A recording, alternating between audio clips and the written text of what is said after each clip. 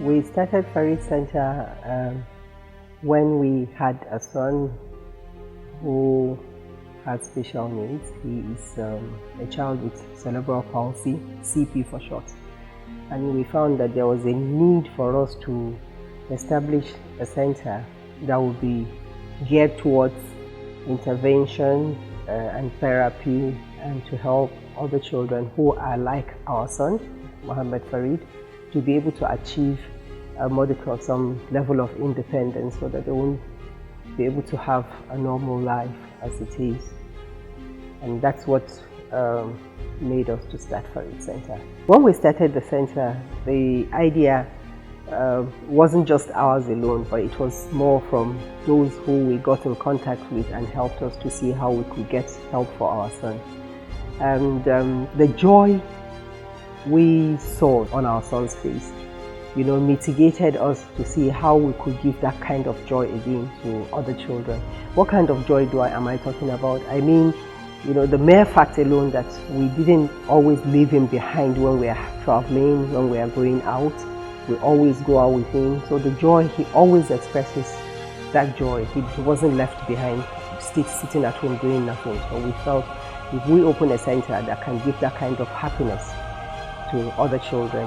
And in doing that, it made us have a fulfilling kind of a hope, really, and the joy within ourselves as well, that we're doing something for another being who isn't able to do like other children, other people, like our other children.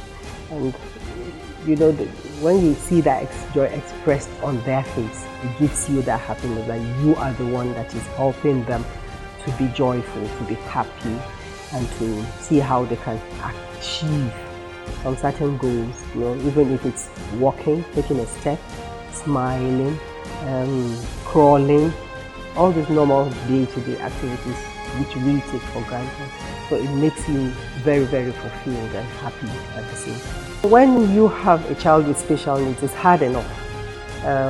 You are bogged down with the fact that you have to have this kind of challenge for life in most cases.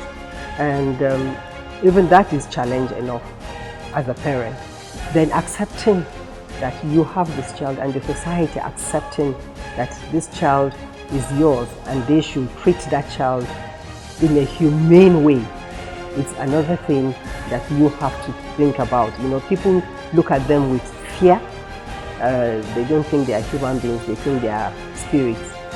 So they don't want to come close to them. And then when you have this kind of children again, the challenge of how they will be able to overcome some of the challenges that have been placed upon them. And most importantly, you cannot look after children with special needs like you look after your other children without funds being involved.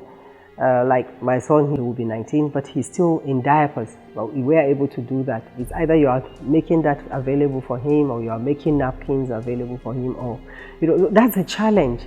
And you need to have some funds to be able to do that. You need to be able to have funds to take care of them medically as well, because they need physiotherapy, and it cannot just be something that will be 1 month, 1 year, 2 years. Some have to be either on daily basis or weekly basis, twice weekly, monthly. It depends on the schedule, and it depends on the severity of the challenge that they have. So you see, funds is important. So acceptability, funds, and making sure that you create enough awareness for people to welcome them into their lives and live with them, including them in your homes and in the society.